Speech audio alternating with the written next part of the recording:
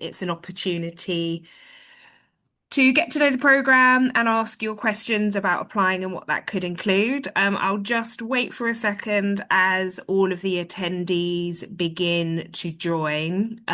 So we'll just give it a minute to make sure that everyone who wants to be here is in the room, and then we will get going.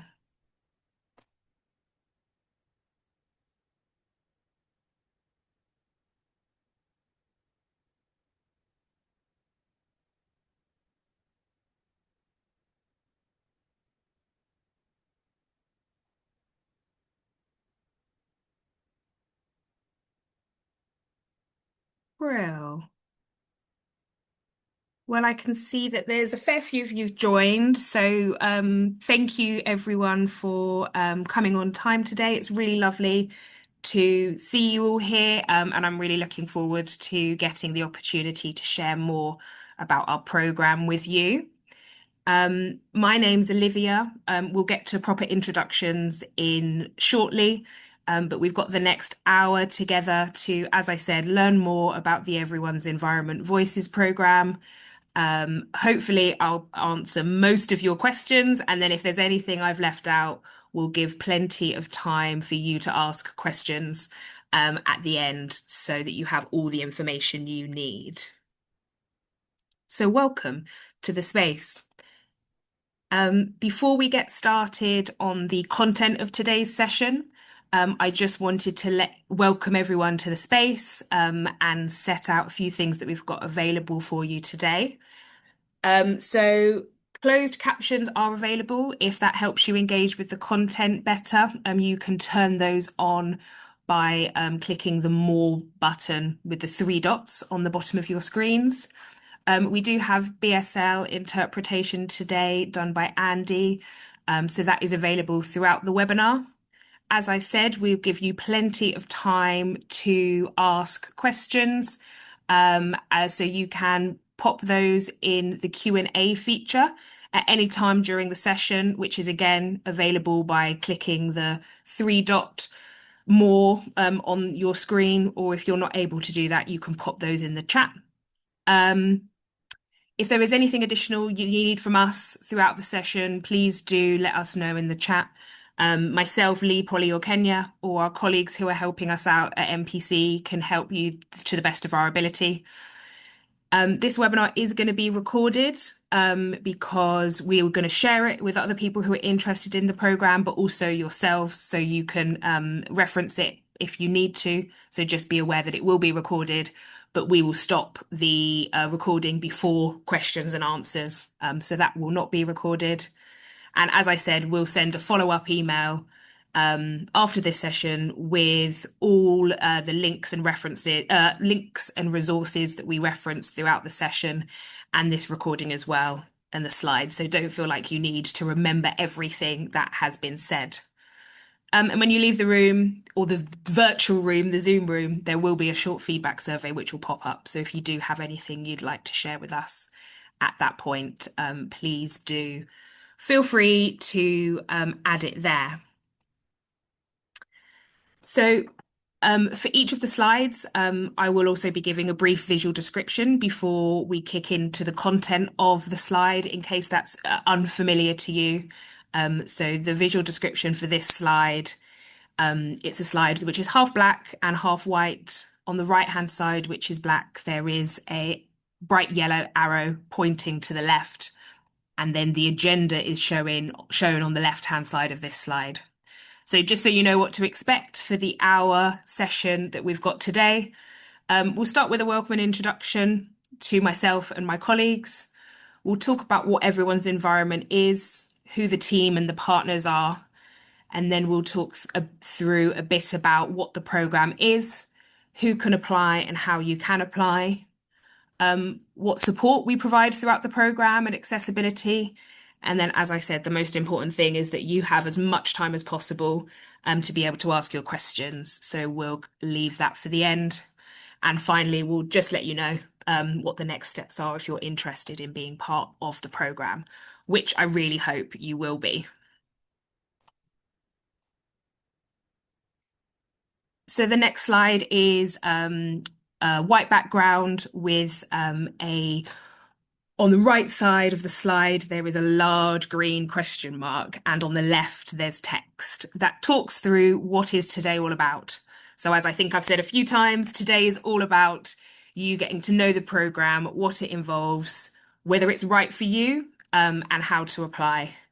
So I hope that you'll learn more about what taking part involves, more about the training and mentoring and support that we offer, as well as a bit about what our organisations do and why we think this work is important. And with all of that said, I will move on and talk briefly about what everyone's environment is. So this slide contains text describing everyone's environment alongside the logo of everyone's environment, which is at the top. The logo consists of six coloured squares arranged in a circle. The squares are black, pink, purple, green, and blue, and the background is white. So in case you haven't seen it on our website already, in learning about this webinar today, Everyone's Environments is an alliance of about 80 social purpose and environmental groups who champion community voices and lived experience. Together, oh, apologies. Together with communities experiencing inequalities, we are changing who is included in decisions about the climate, nature, and our futures. So my organisation, NPC, enables the alliance, but we work alongside 80 ambitious organisations because doing this together is much more powerful than doing it alone.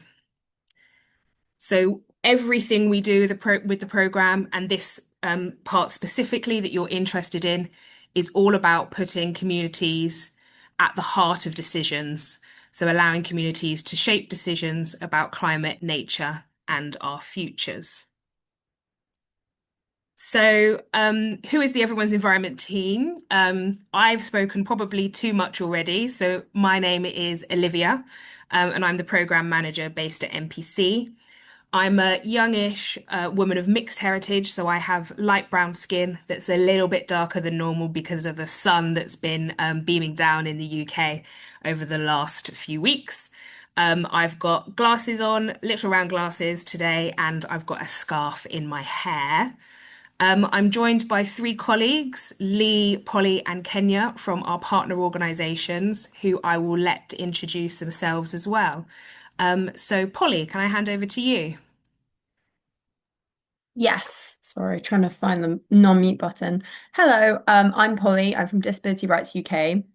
My visual description, I can give both on the slide and what I'm wearing today, but I'm a white woman in her mid-20s. I've got dark hair and a fringe, which isn't really fringing today, but is in the picture. And I'm in the picture, I'm on by a brick wall and I'm wearing a grey cardigan. And today I'm wearing a very funky pink check top. Brilliant. Thank you so much, Polly. I'll let you talk about Disability Rights UK a little bit more on the next slide, but for now, I'll hand over to Kenya to introduce yourself. Morning, everyone. My name's Kenya, and I'm the engagement manager at Turn to Us and part of the community engagement team. My picture on the screen shows a young-ish black woman facing the camera with dark hair, wearing a black top. And on screen today, I'm wearing a yellow-ish top with short hair and glasses. Brilliant. Thank you so much, Kenya. And last but not least, Lee, I'll hand over to you. Good morning, everyone. My name is Lee Lockhart. I'm a community engagement coordinator at Race Equality Foundation, and my pronouns are he, him. I will do my visual description on the slide first. I am a mixed race black man. I would also say young. In the photo on the slide, I'm wearing a blue button-up shirt in front of some greenery. Today, I am wearing a black t-shirt. I've got long curly hair and I'm wearing rectangular glasses.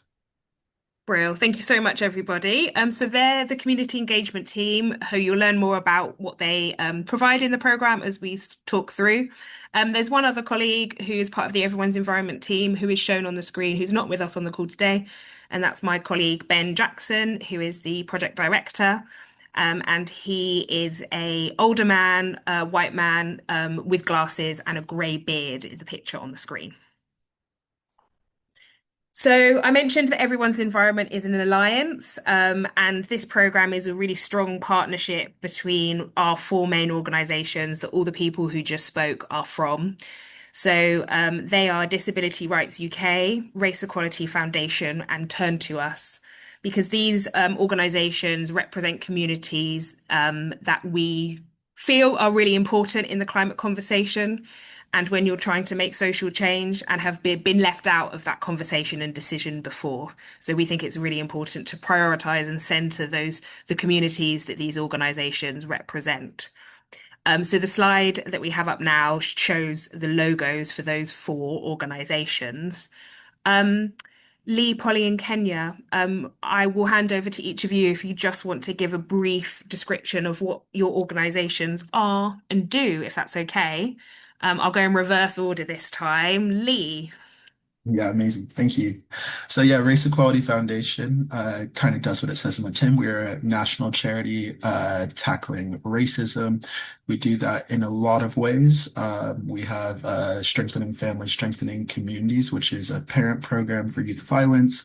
And then a lot of our policy work and community work is around health, which kind of led us to Everyone's Environment and looking at the environment through health inequalities that Black, Asian, and minoritized ethnic people experience, like air pollution, access to nature, things of that sort. And I think that's all I'll say for now. Brill, thank you so much, Lee. And Kenya, would you like to give a brief intro to Turn to Us? Yeah, absolutely. So, Turn to Us is a national charity. So, we offer information and practical help to people facing financial insecurity or hardship. And we do that through our products and tools such as the benefits calculator and the PIP helper.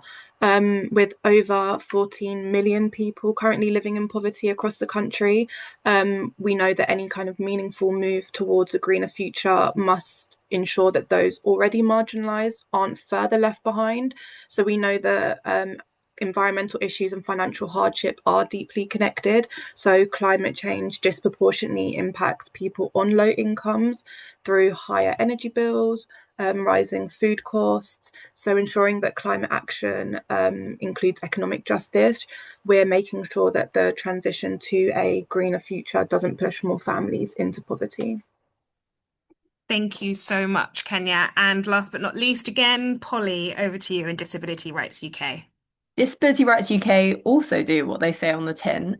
So we're a disabled persons organisation, which means we are led by and for disabled people. So we are majority led and made up of disabled people and people who identify as disabled. And our purpose is to work with government and to influence decisions on a broad range of things to support and enhance disability rights. And going off what Kenya and Lee were saying, like with other minoritized groups, disabled people are disproportionately affected by climate and environmental change. So it's really important we're at the center of making decisions and thinking about how to change it. So yeah. Perfect. Thank you so much. So the next slide that I have just moved on to again is half black and half white. On the right-hand side, which is a black screen, there is a large purple exclamation mark, which is reflective of the text on the left that I will talk through now, which is talking about why it is so important, the work that we're doing. And for this, I will hand over to Lee. Thank you so much, Olivia. Yeah, so why is it important? I guess the simple answer is that what we've kind of all said is that people who are most affected by climate change and environmental issues in general are often the least involved in the decisions about them. So we know that our communities are already experiencing inequality, and they're more likely to face things like rising energy cost, air pollution, flooding, limited access to green space, all these environmental and climate issues.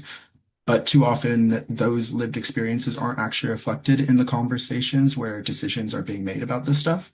And so that's what I guess everyone's environment is trying to change. We believe that people living with these challenges have valuable knowledge and perspectives that should help shape the climate and nature policies and decisions.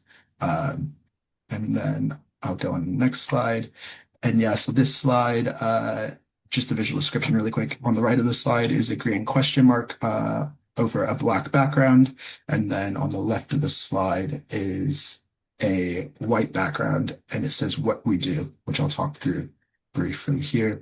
So I guess what we do is we work alongside communities to help create opportunities for people to influence decisions. Both at a local and national level, but specifically for the Voices program at the national level. So a big part of our work is making sure that real life experiences are heard.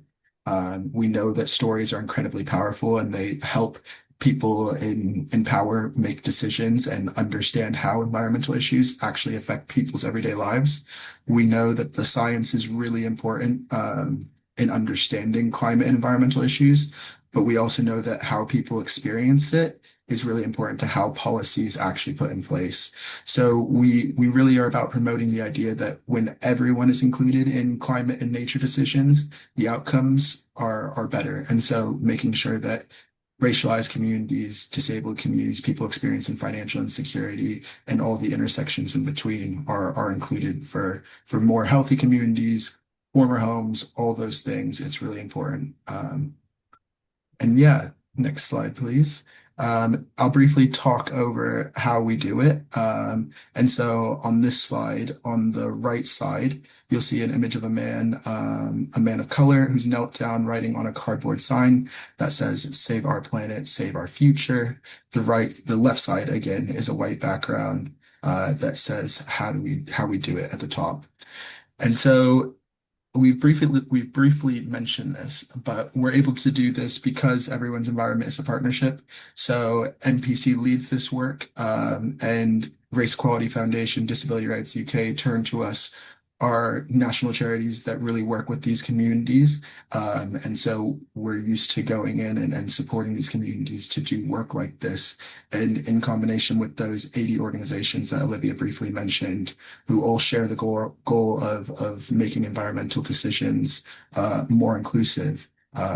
It's a great coalition. But yeah, by working together, we have a stronger voice, as Olivia has said, and it allows us to connect communities with people who can influence change. So community organizations working with organizations like NPC and wider in the coalition. And yes. Brilliant. Thank you so much, Lee. So now, after hearing about everyone's environment in the biggest sense and everything that's going on with us, I'll come to what you've probably joined the webinar to learn more about, which is specifically about the Voices program. So this slide shows 5 circular icons in the middle of the slide in pink. The first has a speaker within it, the second has a book, the third is a network of connections, the fourth shows footsteps, and the fifth shows a handshake. And then there's text describing each of those below, which I'll talk through with you right now. So this is all about what the program offers. So as we've said, everyone's environment is all about making sure community voices of those least heard are put in the center of decisions about climate, nature, and our futures. And so that's because we believe that everyone is an expert in how they live and what they need to have a better life.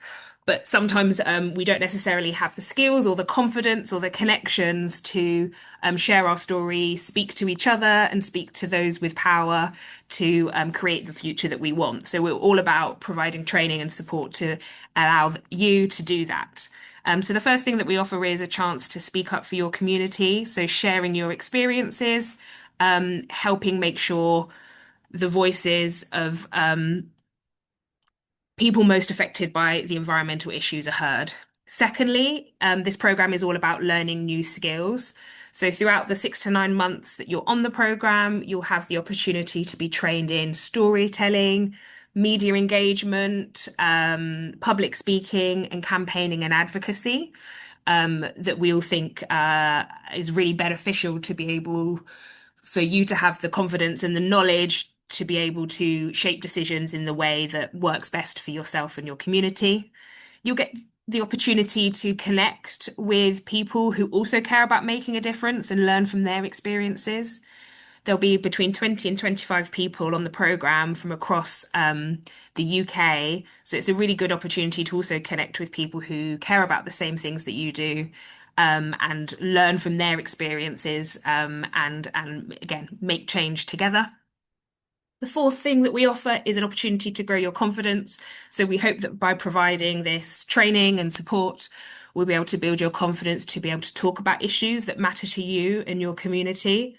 As Lee said, sometimes the climate and environmental movement really focus on the science, so it can feel quite uncomfortable, or maybe like when you want to talk from your experience as opposed to from the science, it's not really the space to do that. So we really want to make sure that everyone feels like their voice is as valuable and is as important as those scientific facts as well.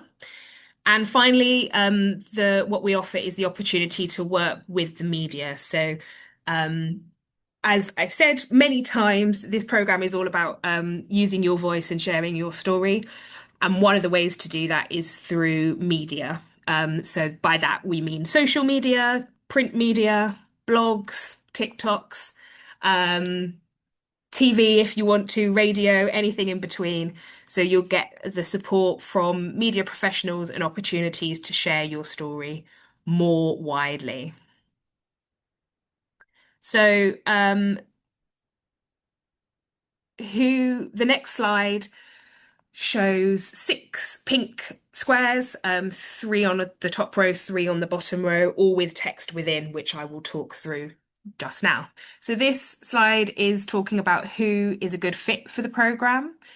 So we want to make sure that the program, you're right for the program and the program is right for you. So we think people who would take the most benefit from this program, people who already care about their local community, who are already working on making changes and making life better for themselves and their community, but maybe haven't had the opportunity to think about how the environment and climate change is influencing that, or haven't felt the confidence to bring that discussion into what you're doing. We're hoping that people who join the program want to share their experience and their stories to help shape and influence conversations and decisions around these social and environmental issues. We also hope that people who join this program want to share their stories to create change as well. And people who join this program really care about making a difference for themselves and their communities. We feel like it's also important that people who join this program have a support network around them. May this be community, family, or friends. It can be a lot of work to share your story, to learn new things, to have to engage with the media. So having a support system around you is really important to make sure that you can do the best you can, but also that you have someone to lean on when you need to. And finally, we hope that people who join this program will be interested in sharing their experience publicly. As I've said, there's lots of ways to do that. It can be hyper local. If you've got a local, I don't know, flyer that goes around your street in Bristol, that could be a great way for you to share your story, but it could be something bigger, thinking about kind of like national news and TV. But it's not only about the learning this program, it's hopefully about the doing as well. So the interest in doing that is really important too. And I'll hand over to Kenya to get into a little bit more of the detail about what to expect if you join the program. Thanks, Olivia. So just a visual description of the slide. So there is a timeline arrow in pink moving from left to right of the screen, and then there are 6 dots which are spaced out evenly along the timeline with descriptions of what happens at each point. So just to start, apply. We encourage everyone to apply before the 16th of August, which is when online applications close. There is a form to go through, but you can also submit a video or a voice note if that suits you and is easier for you. Then the community engagement team will come together, and if we think you could be a good fit, we'll invite you for a short chat to get to know you and answer any questions and just see if the program is the right fit for you and if it's what you expected. Then we will have a program introduction. So this is a chance for you to meet your community engagement lead, which will be either myself, Lee, or Polly, and we will be there to support you throughout the entirety of the program. So discuss any access needs or make sure you have everything you need before the program starts, but we will be your point of contact throughout the whole program. And then training, development, and action. So Voices begins, where we will go through all the training, develop your skills, learn new skills, and an opportunity to kind of put all of that to action. And then after 6 months, we will have a chance to kind of celebrate the end of the program, learn, reflect on all the kind of great work that has been done. And as Olivia has already mentioned, we want everyone to stay part of our community and start putting what you've learned into action. So an opportunity to stay connected to everyone's environment beyond the end of the program. Next slide, please. Thank you.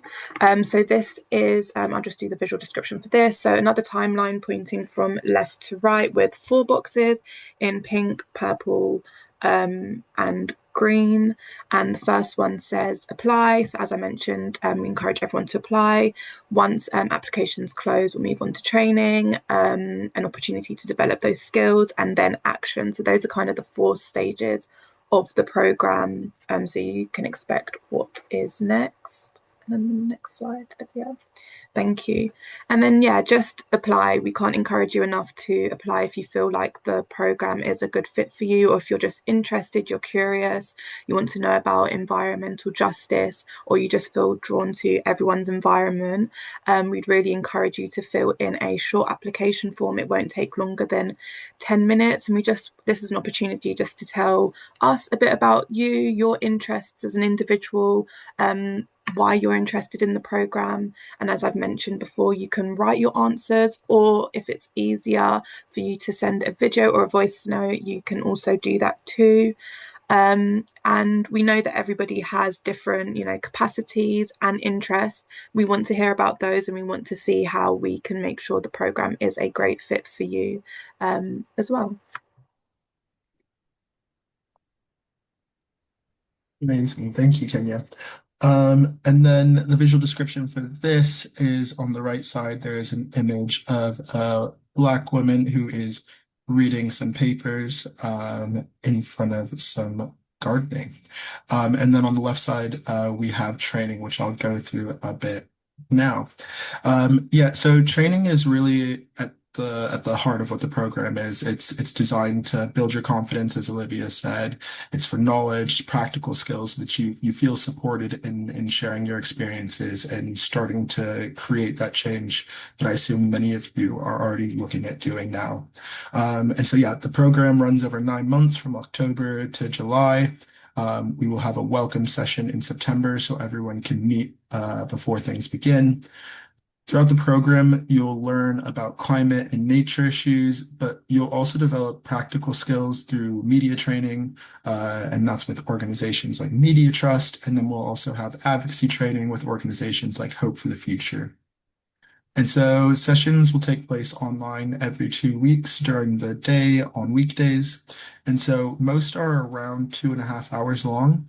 And so that adds up to roughly 40 hours across the program. And there are also some optional opportunities to meet in person. And one of the things that participants often value most in this program is the chance to connect with journalists, media professionals, and other people on the program. So it's not just about learning new skills.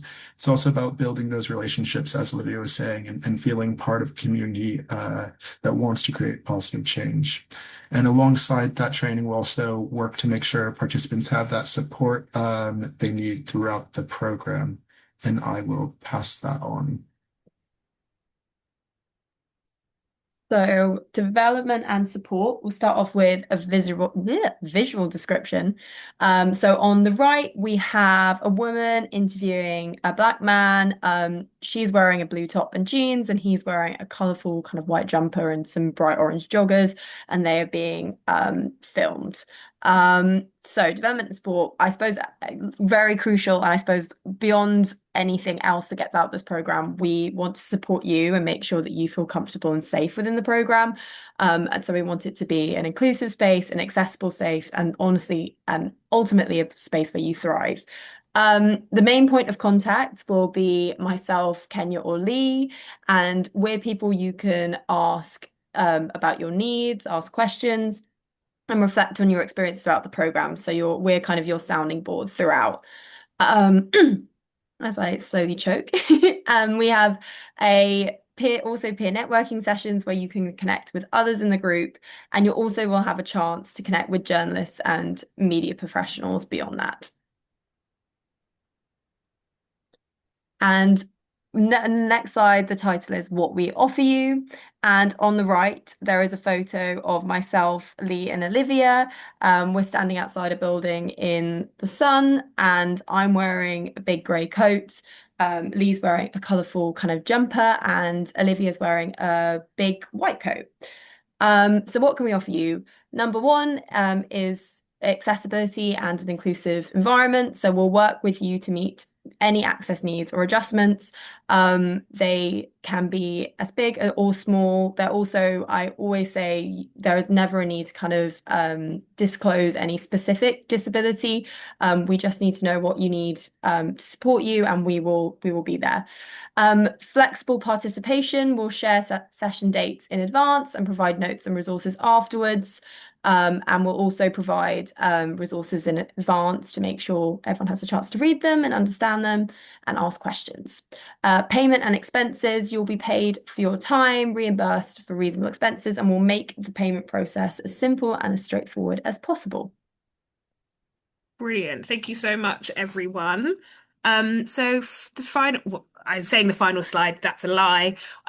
Getting closer to the end of the slides, we've got the visual description for this one is we've got an image on the right-hand side of the screen showing a man taking a selfie with a GoPro with greenery in the background and pink sparks highlight his face. And he's wearing some sunglasses as well. So after you've had that 6 to 9 months of training that we've spoken through, you'll be encouraged to start using what you've learned in your own way and in your own spaces. So we'll aim to support you in how you choose to use your voice, whether it's through storytelling, advocacy, or community action. So as I've said, it could be that you start writing a blog that you publish in your local community newsletter, or it could be that you really want to get your voice out there in to as many people as you can. So it could be that you start pitching yourself to, I don't know, Newsnight so you can get your voice out there. It could be any of those things. There will be opportunities that we can offer you both throughout the program and after the program. But we also hope you'll feel confident to start creating your own. So all of our organizations have a platform and a website. So it could be that we maybe ask you to do a video for our website talking about your experience. But we would hope that there'd be opportunities that you can take of your own accord once you've had the chance to think about how all these things connect and how you want to use your voice. The training and support part of the program will come to an end next summer. But as we've said before, there'll be lots of further opportunities to apply what you've learned in your local area in a way that you want and stay connected with the Everyone's Environment program and community beyond that date, if that's something that you want, which I'm hoping it will be. And I'm not going to go through these videos for now, if I can. Oh, I don't want to do that. Apologies. I was doing very well with tech, and now I've